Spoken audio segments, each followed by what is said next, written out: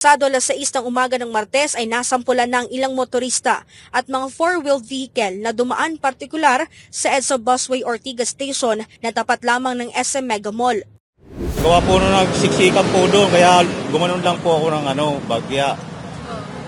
Ay di, bumalik naman po ako sa linya. Alam niyo pong bawas? Opo, alam ko po yun, matagal na po yun. Ano yan kuya? Mabigat para sa'yo. Eh, gusto ko lang sana makiusap po kuya kung baka pwedeng babaan lang yung yung multa kasi wala nga akong sinasahod, dinadidelay na akong 2 linggo. Ang ahensya ho ay walang pinipili kung sino yung ina-apprehend. Kapirasong lang. Kapirasong ganun lang ako ginawa ko. Eh bakit ka ba gumanon? Eh kasi siyempre umiwas lang sa Traffic. Pero alam mo ba? pero papasok din naman, no? Di naman babaybayin yung diretso.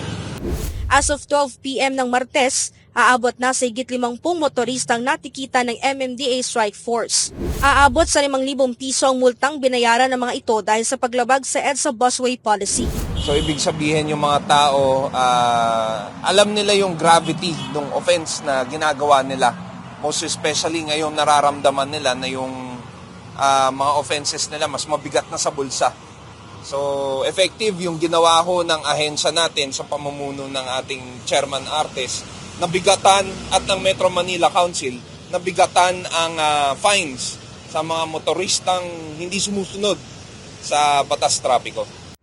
Pero nilinaw nito na mananatili pa rin sa kanilang posisyon ang mga MMDA enforcer na noon ay nasa NTFSO maging ang kanilang ginagawang operasyon. Ang naturang grupo ay restructure lamang sa New Task Force Special Operations o NTFSO at Anti-Colorum Unit na pinungunahan noon ni Suspended Retired Colonel Edison Bong Nibriha. Ito ay upang mas mapaigting pa ang operasyon sa EDSA Busway at mga clearing operation sa Metro Manila.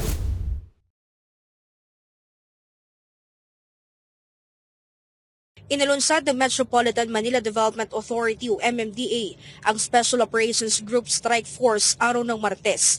Ito ay sa pangunguna ni MMDA Overall Head Assistant General Manager for Operations David Angelo Vargas at Deputy Officer in Charge Gabriel Go. Ang naturang grupo ay restructure lamang sa New Task Force Special Operations o NTFSO at Anti-Colorum Unit na pinungunahan noon ni Suspended Retired Colonel Edison Bong Nibriha. Ito ay upang mas mapaigting pa ang operasyon sa EDSA Busway at mga clearing operation sa Metro Manila. Pero nilinaw nito na mananatili pa rin sa kanilang posisyon ang mga MMDA enforcer na noon ay nasa NTFSO maging ang kanilang ginagawang operasyon.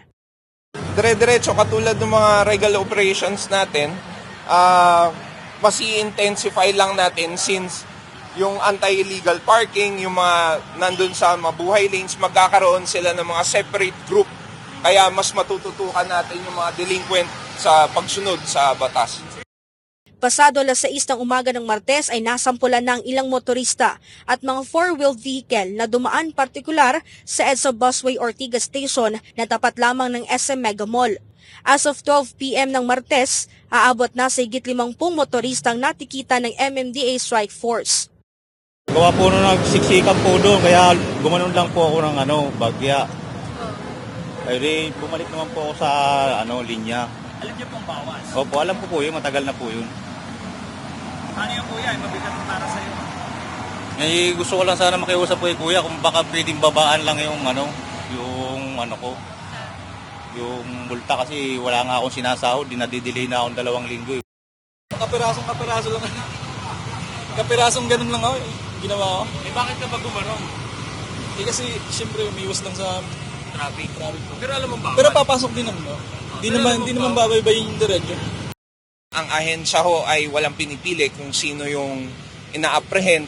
Aabot sa 5,000 piso ang multang binayaran ng mga ito dahil sa paglabag sa EDSA Busway Policy.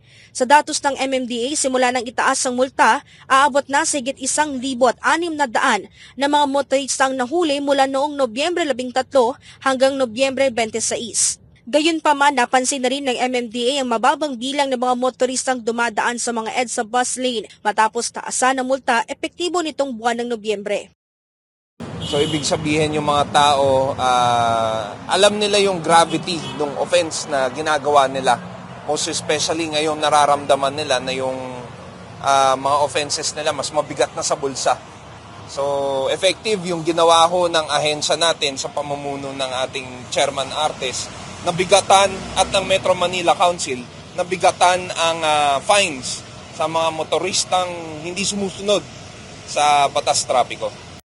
Gamit-gamit na rin ngayon ng Special Operations Group Strike Force sa EDSA bus lane ang kanilang mga body camera. Paliwanag ni Asik Vargas, susi ito upang mawala na ang pagpapalusot ng mga pasaway na motorista na dumadaan sa EDSA bus lane. Mawawala yung mga kasi ganun yung sinabi nung isa kasi mawawala yung mga ganung arguments. Kasi live feed yung makukuha noong bodycam, hindi pwedeng i-edit yung bodycam at hindi pwedeng patayin yung bodycam. So if ever may mag-contest, may magdahilan, may masabi, it's backed up by the bodycam. Sa ngayon, naabot na sa 100 body cameras ang ginagamit ng ahensya na hinati-hati sa iba't ibang operations group. Inaasahan ang karagdagang procurement para sa body cameras sa susunod na taon.